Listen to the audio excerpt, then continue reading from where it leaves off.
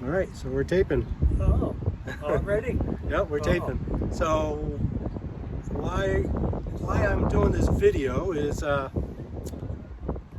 why I'm doing any of my videos, is to track my hobby, doing my leather craft, and also for grandkids whenever they come. They may be young and I may be very old, I may have passed, but at least on YouTube this stuff will be here and they can go back and view it and say, gee, what did my grandfather do, or what hobbies did he have, how was his voice or whatever. So I thought it'd be cool to do a video with my dad, and so then my grandkids can see their grandfather and then their great-grandfather on a video. So another reason why I'm doing this is that I thought it was kind of neat that we both have things in common, like crafts.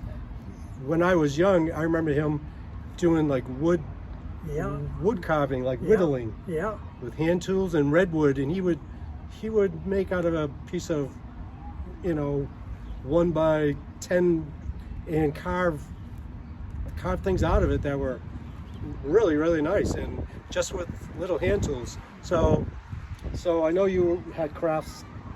Yeah, I did the Blessed Mary holding the Christ baby out of redwood. Yeah, the big eagle. Then I went to making bird houses and I think you made it with a jackknife even. Yep. All the feathers with a jackknife. So I don't know if this kind of thing carries in the blood, but I do a lot of hobbies and have had a lot. So you switched from that to wood crafting, and you would make anything on a jigsaw, and it always give gifts that pertain to that person and their interest. So he did that for a long time. Forever he's played a saxophone, and he still plays out in a band at clubs that we've gone to see him. Maybe like every month he plays at one that's in the city. And No, I've been blessed at 90. I'll be 94 this year. And you're going to be full of hot air to keep blowing on. He plays the saxophone. I can remember telling my dad when I was like 13, I want to get a clarinet, and he said, get a job.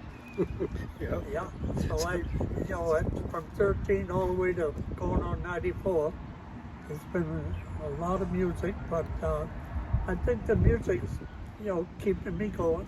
And I'd say that's his biggest hobby, because it's been his whole life. Well, he's done other things and dabbled and stuff. But going back to his dad, so I was very young and it's hard to remember, but I remember at the house they had in the garage a whole like business going of. They would teach ceramics, and they would have classes, and there were rows and rows of benches and tables. So that's what I remember of his craft, but he probably had many more. Now I know you were born in the 30s, early 30s. 1931. So that was like Depression time, and people would make things. Like I remember my grandmother on my mother's side saying her father made their shoe soles out of tires. Because times were hard. There was no credit cards. You had to save up for anything you want to buy, and you had cobblers where you brought your shoes to the cobbler to repair. Today you just buy a new pair of shoes. So everything's changed. So that's an old art, cobblers, and that's kind of in our field with the leather and stuff. But so back when I started doing this leather craft, just another interest, I'm like, I want to try that. I came over here, and he's like, I don't do much of the craft stuff. Just go in the basement, grab any tools you need. So I didn't know what I really needed. I grabbed a few things. One of them that I did grab was a MAUL. And if you look at my first videos, and I've used this MAUL. So this is it. And from my father, so this was his father's. And it even has marked in, it says Shorty. Because that was his nickname. He was very short, my grandfather. So I want to ask you, do you know what he used this for? Because Well, in those days, he did a lot of crafts with a chisel and with a mallet, and you know, used to make objects for the lawn. okay. And Did he ever do anything with leather? no, Because it this was mostly is- wood. Oh, wood. Okay. So this is kind of, you know, I found this to be, you know, just perfect for doing my leather work, and I've used it You can see non-stop. it wherever. Yeah, it's starting to wear out. I'm getting worried, Yeah. but it's pretty thick. It looks like, was it rawhide maybe? I don't know years ago how they made it. Yeah, I think it's rawhide, just wrapped and wrapped. But so this was his father's back in the day, and then he had it, and then I took it over, and it is my favorite tool. I do have a Barry King MAUL, expensive. It's only a 1 pounder. This might be even lighter. I don't know. That's Yeah. 1 pound, Yeah, and this feels even yeah, lighter. yeah, But yeah. because of the big head, yeah. it works like for me. It's just like perfect. And this little one I use for stamping when they're just you know, doing a like basket weave or something. My sister, your daughter Debbie, saw this at a flea market yard sale. She goes, "That looks like what he uses in his you know, leather videos." So she got it for me, and That's a biggie. Yeah. and I use this thing. I put it on the scale. I took a photo. I'll have to look again.